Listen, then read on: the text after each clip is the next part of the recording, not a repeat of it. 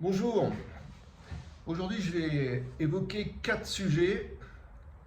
La Villette sous 2 aspects, un nouveau permis modificatif qui vient d'être proposé au Caillois, les travaux qui sont en cours et qui perturbent et qui vont pourrir la vie des gens qui habitent à l'immeuble des Petits Plans. Deuxième sujet, l'actu du jour, Louis Nègre est en justice contre un internaute qui assène des vérités, un peu habillé avec un ton aiguisé. Le tramway, l'article d'hier, avec un trou dans la caisse, puis on ne sait pas bien qui va payer. C'est pas possible pour les juges administratifs que de laisser creuser de nouveaux déficits.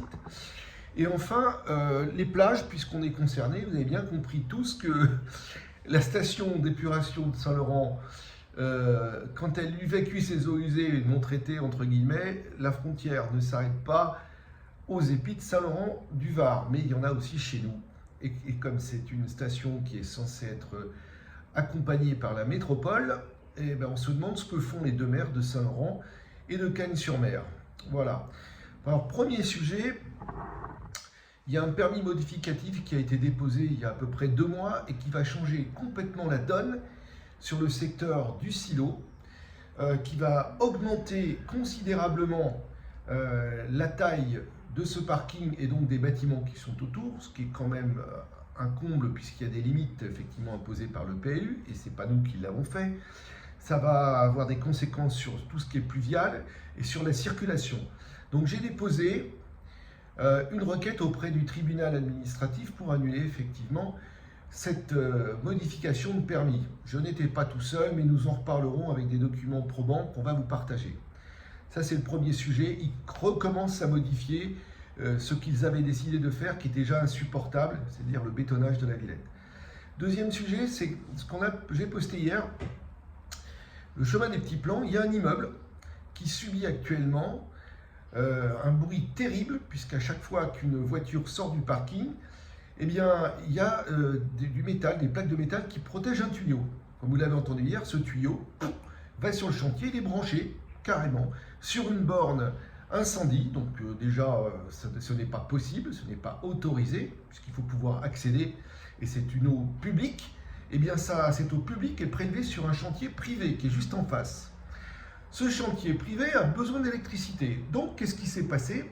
Ils se sont branchés aussi sur les compteurs de cet immeuble. Et là, actuellement, ils font passer des câbles devant chez les gens. A priori, on ne peut rien faire. Je pense qu'on va faire quelque chose. Parce que quand c'est à ce point de l'imprévision, c'est pas terrible. Dernier sujet, les gens de cet immeuble sont prévenus que le 26 mai, il y a un expert qui va passer, puis qui va regarder un petit peu partout dans les caves, les murs, demander à ce que soient signalés effectivement tous les petits défauts. Parce que comme c'est sous-entendu et comme c'est déjà arrivé à l'immeuble Tamango qui est juste en face, et bien une fois qu'on rentre dans le sol, qu'on secoue le sol, à l'époque c'était du vibrofonçage, c'est quand ils ont fait péter les rives de la Cagne, et bien ça a impacté tous les immeubles qui étaient autour. Vous aviez la fumée et la poussière, et vous aviez cette nuisance qui fait que le sol avait bougé. L'immeuble qui est au Béal, au rond-point du Béal, a des murs qui fissurent. Les caves, c'est pareil. Et oui. Et ils sont en procès avec la mairie. Le Tamango a eu 8 mois après l'explosion des plaques de béton. D'ailleurs, qu'on a remis le béton, parce qu'on l'a enlevé, pété, et on a réinjecté le béton pour agrandir la route. C'est-à-dire que les rives non bétonnées de la Cagne, voilà ce qu'il faut en penser. Le béton, il est revenu. Et même, on a progressé d'1 mètre. Donc, le Tamango a eu 8 mois après sa plomberie qui a pété. Ils ont eu une facture de plus de 8 000 €. Bien sûr, il n'y a aucun rapport avec le fait que le sol ait bougé. Là aussi, il y a des discussions. Et cet immeuble-là, qui est directement collé au chantier, puisqu'il est au niveau de l'ancien jardin d'enfants et des jeux pour les petits, et ils vont venir le voir. Donc déjà, ils piquent l'électricité d'un côté, ils se branchent sur l'électricité, ils prennent l'eau, il n'y a pas de compteur, mais ils font ce qu'ils veulent, vous voyez. Donc le permis, on va aussi l'attaquer sur ce plan-là. Les nuisances, on ne respecte pas les gens. D'ailleurs, messieurs les bétonneurs, on ne met pas des plaques de tôle, il faut mettre des plaques en caoutchouc, ce qui amortit le passage des voitures. Ça, c'était le deuxième sujet. Troisième sujet, les plages. Ah, alors quand on lit le journal, effectivement, on découvre que la station, elle est gérée par un organisme qui s'appelle la CEREX, mais elle était sous contrôle Eau d'Azur, c'est-à-dire la métropole. Et on apprend que ces fameuses lamelles qui ne filtrent plus rien auraient dû être changées il y a bien longtemps, plus de 10 ans, par les Eaux d'Azur, qui s'appelaient peut-être pas comme ça à l'époque, mais par la métropole. Donc on se rejette la faute, les plages sont fermées, et comme vous avez vu, il n'y a pas de limite sur l'eau, et bien nous, Cagnois, entre autres, plein plus les Laurentins, mais nous, Cagnois, on est directement impactés aussi, puisque il ne faut pas croire que les eaux usées, les Richia coli et tout le reste ne viennent pas jusque chez nous. Personnellement, je me suis baigné ailleurs. Je vais à Théoul, je ne me baigne plus au Crau, et pourtant j'y nageais minimum une fois par jour, un peu plus l'été. Là, j'y vais pas, parce que si ça rentre effectivement dans les muqueuses, dans les tympans, vous pouvez être malade. Et il y a eu effectivement quelques cas signalés là-dessus dans les années précédentes. Le dernier sujet, pour pas conclure, parce qu'il y aurait beaucoup à dire, c'est le tramway. Alors ce tramway, le tribunal a quand même dit 328 millions d'euros plus les dépassements, il y en a un paquet, donc nous on estime à 450 millions, 500 millions, il faut bien que quelqu'un paye. Mais quand la métropole de Nice, gérée par M. Estrosi et Louis Nègre, premier vice-président, est dans le rouge d'1,8 milliard 800 millions, 1,8 milliard 800 millions, oui, on a du mal avec les fins de mois, mais eux non, parce que c'est notre argent et on crée de la dette.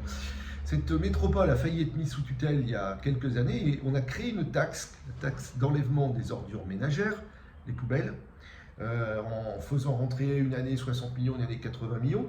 Et ce flux d'argent nouveau a permis à M. Estrosi et consorts de garder le contrôle. Sinon, on passait sous contrôle préfecture, mise sous tutelle, ça s'appelle. Voilà. Donc on a créé un petit flux. Et aujourd'hui, il n'y a plus rien qui passe dans le petit flux. Mais quand il faut sortir de l'argent pour faire une ligne de tramway, il n'y en a pas. Donc le tribunal, il dit quoi? Il dit c'est bien votre projet, ça peut être utile. Il ne conteste pas. Mais il dit qui paye. Et il demande qui paye. C'est-à-dire qu'en plus, au moment où l'enquête publique a eu lieu, on aurait dû nous indiquer qui étaient les payeurs. Saint-Laurent-du-Var, Cannes-sur-Mer, autres, c'est pas indiqué. Naturellement, ne pouvait pas l'écrire. Maintenant, on sait pourquoi. Dans le cas de Cagnes, j'ai mis dans mon post Facebook tout à l'heure que c'est plus de 100 millions de garanties d'emprunt qu'on a sur tous les projets immobiliers qui sont supportés sur la partie sociale par les amendes. On a donné plus de 3 millions l'année dernière.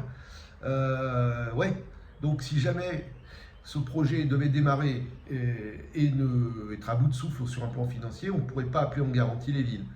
Donc tout le monde se cache, tout le monde veut son petit truc, mais vous savez, je crois être le seul élu municipal aujourd'hui à refuser ce tramway. Tous les autres opposants étaient pour. D'ailleurs, j'ai vu une belle vidéo d'une petite dame blonde qui dit pas qu'elle n'en veut pas, hein, qui dit que dans l'État, c'est pas bon. C'est de la politesse, mais c'est oui ou c'est non. Soit on veut un outil qui va nous casser la ville et bloquer la ville, faire les faillites de commerçants, nous gêner pendant 4 ans, on ne pourra plus circuler, c'est déjà le cas.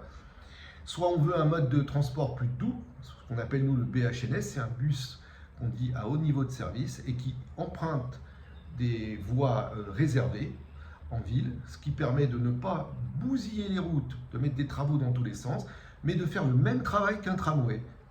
La seule différence, c'est que ça coûte 70 millions d'euros et pas 450. Mais vous savez, ceux qui nous dirigent aujourd'hui, ils s'en fichent, parce qu'ils ont besoin d'avoir leur gloire. Voilà, c'est tout. Quand on fait 3 fois la place de Gaulle, alors que la place initiale était magnifique avec sa fontaine et sa statue, et qu'on a besoin de la refaire 2 fois de suite, en étant de plus en plus moche et de moins en moins unique, parce qu'avant elle était unique cette place, ça sert à quoi? À rien du tout. C'est de l'argent public qui est gâché comme beaucoup d'autres. On va parler aussi bientôt du pump track. Bon allez, je vous laisse parce que ça fait 9 minutes que je parle. Il y en aurait pour... il y en a beaucoup à dire. Voilà, donc pour terminer aussi avec cet élu, Monsieur Nègre, qui attaque un internaute, quand on est démocrate, on accepte la contradiction. Et il devrait quand même se rendre compte, monsieur Nègre, qu'il y a partout des gens qui sont mécontents. Et la seule réponse qu'il trouve, c'est de prendre l'argent des Cagnois pour tordre les bras de ceux qui ne sont pas d'accord avec lui. Il devrait quand même se poser la question, effectivement, pour savoir pourquoi il y a autant de contestations et de cris à Cagnes-sur-Mer, pas à côté à Villeneuve, pas à côté à Saint-Laurent. Les choses se passent de façon un peu plus normale. Mais ici, quand on essaie d'imposer sa volonté et qu'on fait des concertations après avoir décidé, c'est le cas des Tuilières par exemple, c'est le cas du Pump Prac, eh ben, on a des budgets qui explosent. Et il y en a encore d'autres à dire, j'en ai. Ouais. Moi aussi, je réfléchis à une plainte au pénal vis-à-vis de notre maire, que je trouve un petit peu facile avec l'argent public en ce moment, et parfois avec une façon d'engager les fonds publics et de donner des terrains qui pour moi est absolument abusive, et peut-être par moments très légère sur le plan de la vérité et des éléments de langage. Enfin ça c'est pour bientôt.